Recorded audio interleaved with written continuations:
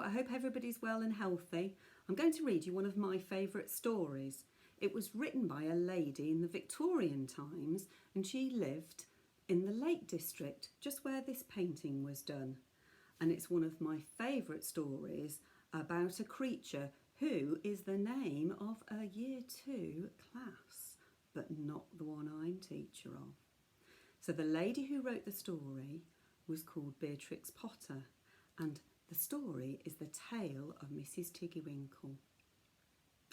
Once upon a time there was a little girl called Lucy who lived at a farm called Littletown.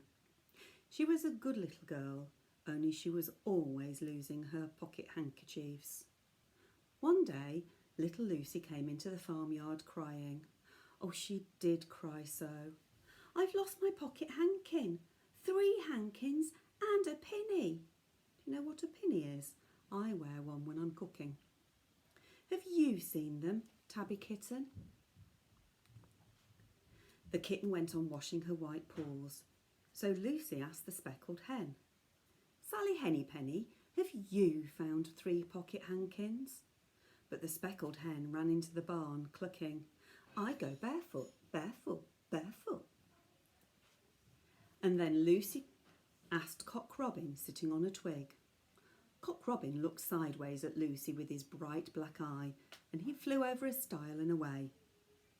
Lucy climbed upon the stile and looked up at the hill behind Littletown, a hill that goes up and up into the clouds as though it had no top.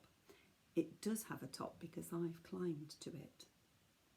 And a great way up the hillside she thought she saw some white things spread upon the grass. What do you think they might have been? Lucy scrambled up the hill as fast as her stout legs would carry her. What's a funny word, stout? She ran along a steep pathway up and up until Littletown was right away down below. She could have dropped a pebble down the chimney. There's the farm right down in the valley. Presently she came to a spring bubbling out from the hillside. Someone had stood a tin can upon a stone to catch the water, but the water was already running over, for the can was no bigger than an egg cup. And where the sand upon the path was wet, there were footmarks of a very small person. Lucy ran on and on. The path ended under a big rock.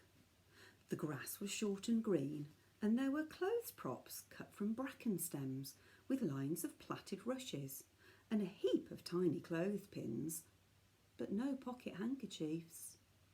But there was something else, a door straight into the hill, and inside it someone was singing.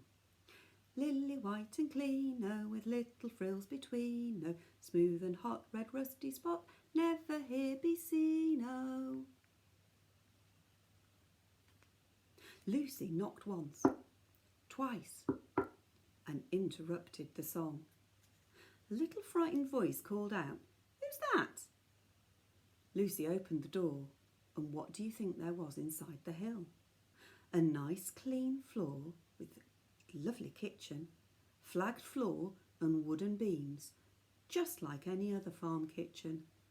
Only the ceiling was so low that Lucy's head nearly touched it. And the pots and pans were small, and so was everything there. There was a nice hot singy smell, and at the table with an iron in her hand stood a very stout, short person staring anxiously at Lucy. Ooh, that word again, stout. Have you worked out what it might mean? Her print gown was tucked up, and she was wearing a large apron over her striped petticoat. Her little black nose went sniffle, sniffle, snuffle, and her eyes went twinkle, twinkle. And underneath her cap, where Lucy had yellow curls, that little person had prickles. Who are you? Said Lucy. Have you seen my pocket hankins? The little person made a bob curtsy. Oh, yes, if you please 'em. My name is Mrs. Tiggywinkle. Oh, yes, if you please 'em. I'm an excellent clear starcher. And she took something out of a clothes basket and spread it on the ironing blanket. What's that thing, said Lucy. That's not my pocket hankin. Oh no, if you please, that's a little scarlet waistcoat belonging to Cock Robin. And she ironed it and folded it and put it on one side. Then she took something else off a clothes horse. That isn't my pinny, said Lucy. Oh no, if it's you please, that's a damask tablecloth belonging to Jenny Wren. Look how it's stained with currant wine. It's very bad to wash, said Mrs. Tiggywinkle. Can you see the clothes horse? It's not really a horse, is it? Mrs. Tiggywinkle's nose went sniffle, sniffle, snuffle, and her eyes went twinkle, twinkle, and she fetched another hot iron from the fire. Another hot iron? I've only got one. How many irons do you have? There she is, fetching it from the fire. I wonder why it's kept there. There's one of my pocket hankins, cried Lucy. And there's my pinny. Mrs. Tiggywinkle ironed it and gophered it and shook out the frills. Oh, that is lovely, said Lucy. What are those long yellow things with fingers like gloves?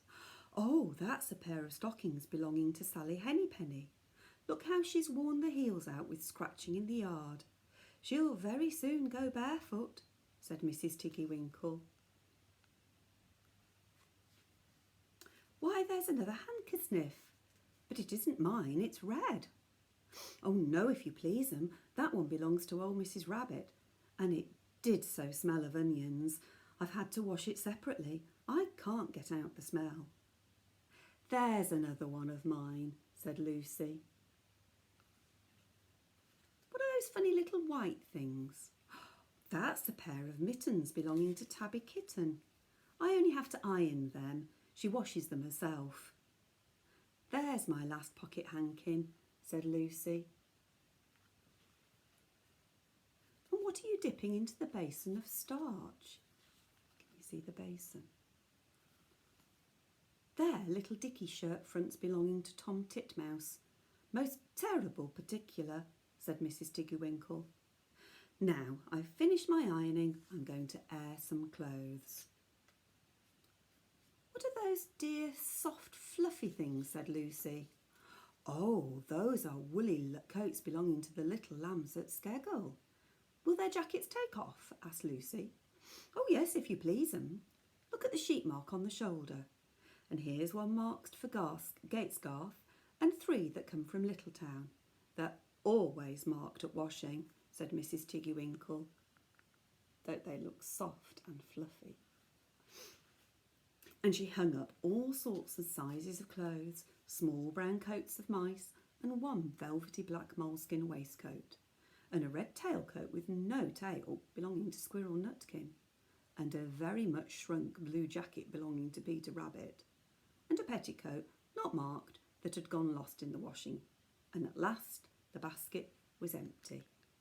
You see, it's all pegged up to dry. Then Mrs. Tiggywinkle made tea, a cup for herself and a cup for Lucy. They sat before the fire on a bench and looked sideways at one another. Mrs. Tiggywinkle's hand holding the teacup was very, very brown and very, very wrinkly with the soap suds. And all through her gown and her cap there were hairpins sticking wrong end out, so that Lucy didn't like to sit too near her. When they'd finished tea, they tied up the clothes in bundles, and Lucy's pocket handkerchiefs were folded up inside her clean pinny and fastened with a silver safety pin. And then they made up the fire with turf and came out and locked the door and hid the key under the door sill. Then away down the hill trotted Lucy and Mrs. Tiggywinkle with the bundles of clothes. All the way down the path, little animals came out of the fern to meet them. The very first that they met were Peter Rabbit and Benjamin Bunny. And look, they haven't got their jackets on yet. And she gave them their nice clean clothes. And all the little animals and birds were so very much obliged to dear Mrs. Tiggywinkle. There they are.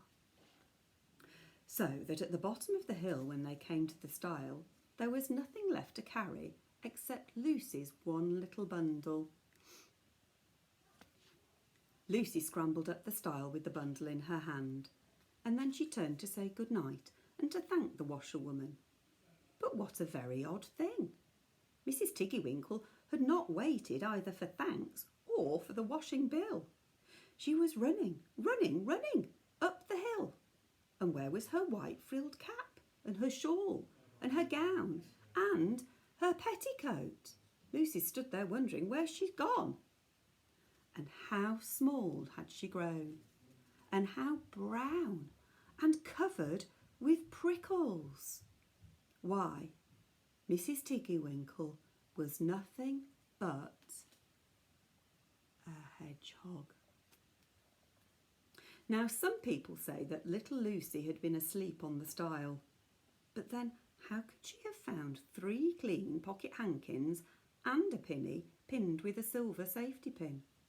And besides, I've seen that door into the back of the hill called Cat Bells, which I have because I've climbed Cat Bells.